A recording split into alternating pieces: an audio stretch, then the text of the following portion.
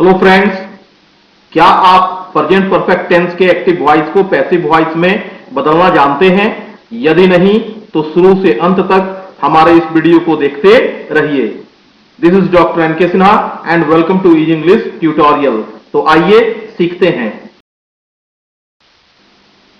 हम लोग जानते हैं कि एक्टिव वॉइस में प्रेजेंट परफेक्ट टेंस का formula subject plus has oblique have plus V3 plus object होता है।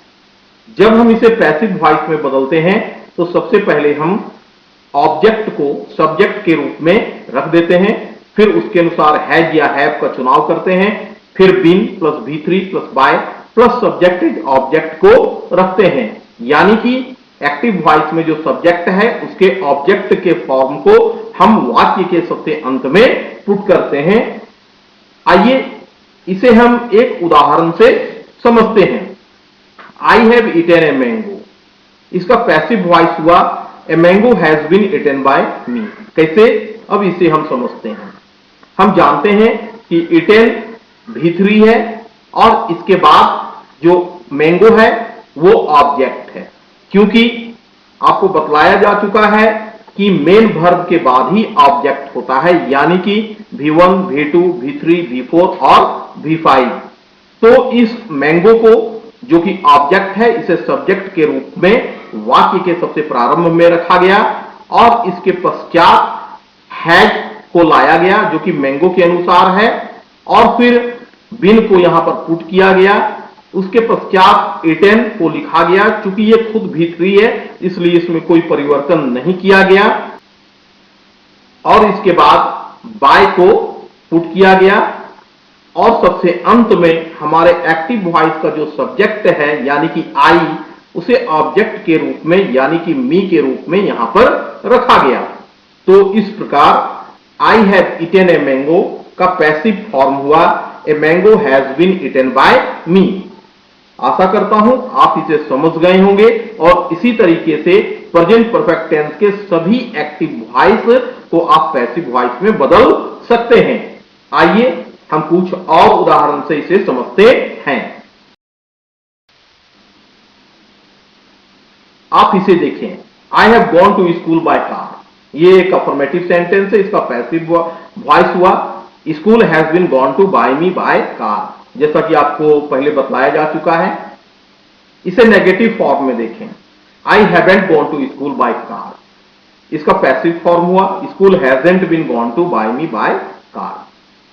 इसे इंट्रोगेटिव फॉर्म में देखें, have I gone to school by car. इसका पैसिव वॉइस हुआ have school been gone to by me by car. इसे negative interrogative form में देखें, haven't I gone to school by car. इसका पैसिव फॉर्म हुआ hasn't school been gone to by me by car. तो यहां पर कोई परिवर्तन नहीं हो रहा है।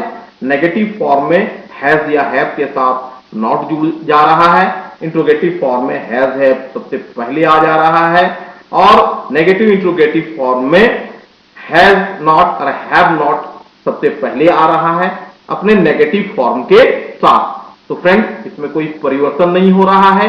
ये बहुत ही आसान है, आप इसे बहुत ही सरलता पूर्वक बना सकते हैं। आप इन एग्जांपल्स को देखें, Ram has sung a song in the party.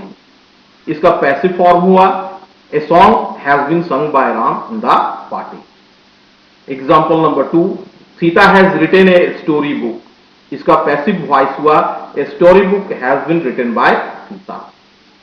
Example number 3, the boys have looked movie in the TV. इसका पैसिव वॉइस हुआ movie has been looked by the boys in the TV. Example number 4, the girls haven't played cricket. इसका passive form हुआ cricket hasn't been played by the girls. Example number 5, have you not read English.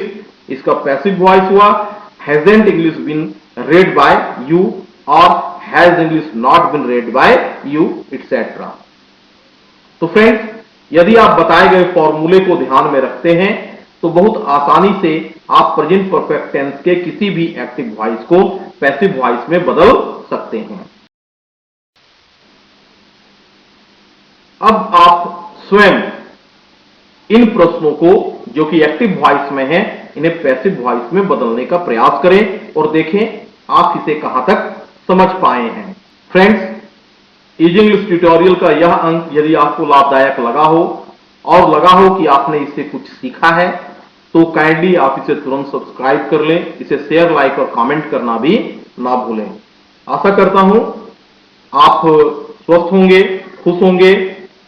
तो thank you, welcome, धन्यवाद।